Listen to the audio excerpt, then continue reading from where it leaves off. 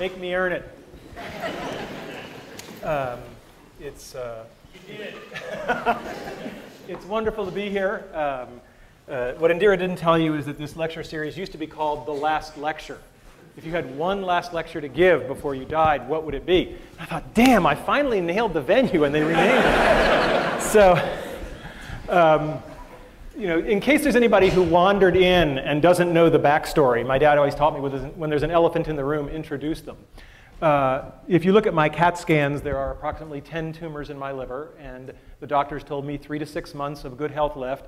That was a month ago, so you can do the math. I have some of the best doctors in the world. So that is what it is. We can't change it, and we just have to decide how we're going to respond to that. We cannot change the cards we are dealt, just how we play the hand. If I don't seem as depressed or morose as I should be, sorry to disappoint you. And I assure you, I am not in denial. It's not like I'm not aware of what's going on. My family, my 3 kids, my wife, we just decamped. We bought a lovely house in Chesapeake, Virginia, near Norfolk, and we're doing that because that's a better place for the family to be down the road. And the other thing is I am in phenomenally good health right now. I mean, it's the greatest thing of cognitive dissonance you will ever see is the fact that I am in really good shape. In fact, I'm in better shape than most of you.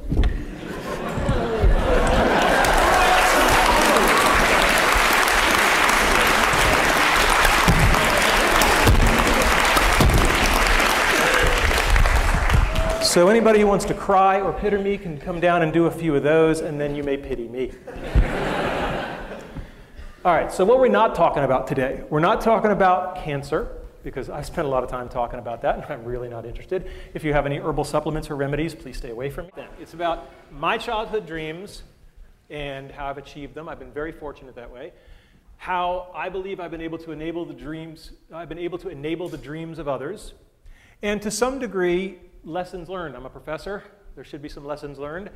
And how you can use the stuff you hear today to achieve your dreams or enable the dreams of others. And as you get older, you may find that enabling the dreams of others thing is even more fun. So what were my childhood dreams? Well, you know, I had a really good childhood. I mean, no kidding around. I was going back through being in zero gravity, playing in the National Football League, authoring an article in the World Book Encyclopedia. I guess you can tell the nerds early. Being Captain Kirk. Anybody here have that childhood dream? Not at CMU, no. I wanted to become one of the guys who won the big stuffed animals in the amusement park, and I wanted to be an Imagineer with Disney. Right? These are not sorted in any particular order, although I think they do get harder, except for maybe the first one. Okay, so being in zero gravity. Now, it's important to have specific dreams. I did not dream of being an astronaut, because when I was a little kid, I wore glasses, and they told me, oh, astronauts can't have glasses. And I was like, I didn't really want the whole astronaut gig. I just wanted the floating. So, and as a child, prototype 0.0. But that didn't work so well.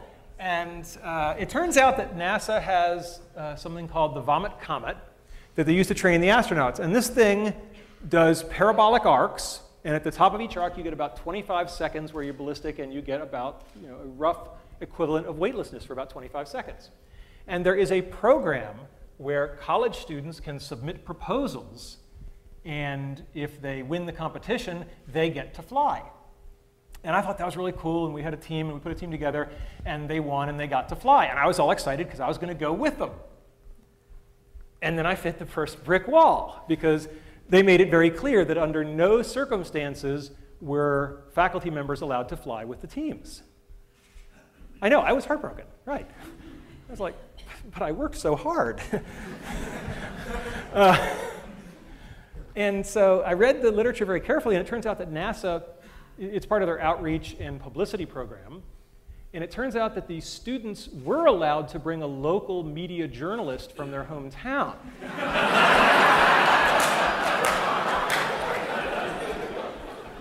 And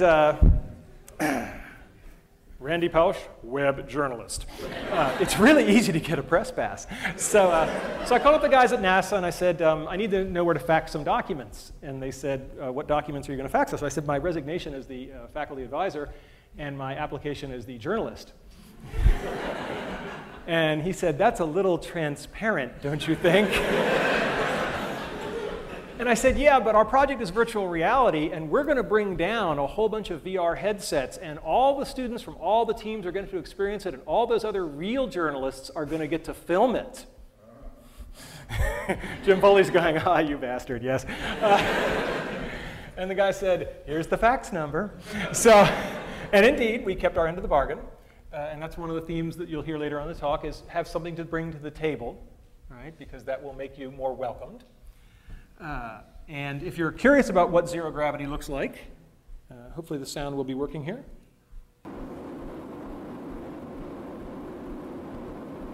It's on. All right, go get him, Mozzie. This is fantastic. It's just amazing. It's nothing like I expected. We are having a great time. There I am. I don't think any of us have bad on this so far. This is awesome. You got one, Mozzie. That's good. You got a ball for you, Mons.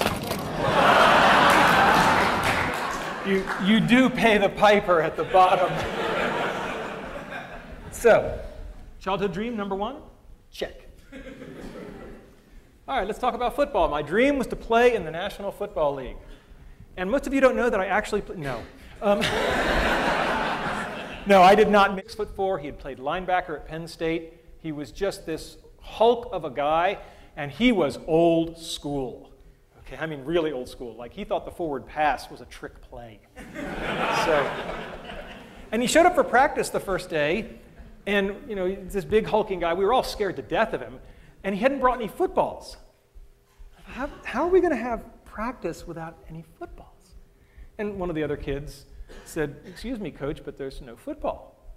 And Coach Graham said, right, how many men are on a football field at a time? So he said, 11 on a team, 22. And Coach Graham said, all right, and how many people are touching the football at any given time?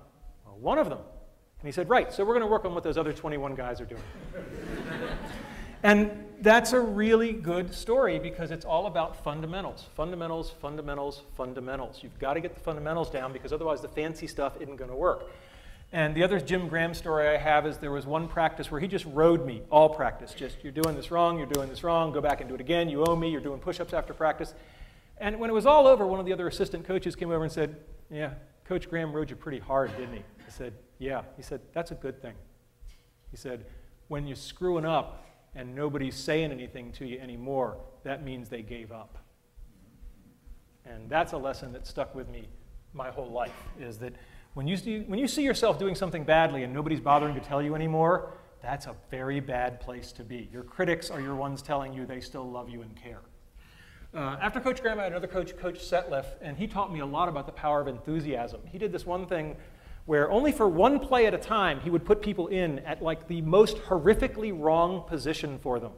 Like all the short guys would become receivers, right? It was just laughable. But we only went in for one play, right? And boy, the other team just never knew what hit them. Because when you're only doing it for one play and you're just not where you're supposed to be, and freedom's just another word for nothing left to lose, boy, are you going to clean somebody's clock for that one play. And that kind of enthusiasm was great. And to this day, I am most comfortable on a football field. I mean, it's just one of those things where, you know, if I'm working a hard problem, people will see me wandering the halls with one of these things. And that's just because, you know, when you do something young enough and you train for it, it just becomes a part of you. And I'm very glad that football was a part of my life. And if I didn't get the dream of playing in the NFL, that's okay. I probably got stuff more valuable. Because looking at what's going on in the NFL, I'm not sure those guys are doing so great right now. Okay? And so one of the expressions I learned in electronic arts, which I love, which pertains to this, is experience is what you get when you didn't get what you wanted. And I think that's absolutely lovely. And the other thing about football is we send our kids out to play football or soccer or swimming or whatever it is. And it's the first example of what I'm going to call a head fake or indirect learning. We actually don't want our kids to learn football. I mean, yeah, it's really nice that I have a wonderful three-point stance and that I know how to do a chop block and all this kind of stuff. But we send our kids out to learn much more important things: teamwork, sportsmanship, perseverance, et cetera, et cetera. And these kinds of head fake learnings are absolutely important. And you should keep your eye out for them because they're everywhere.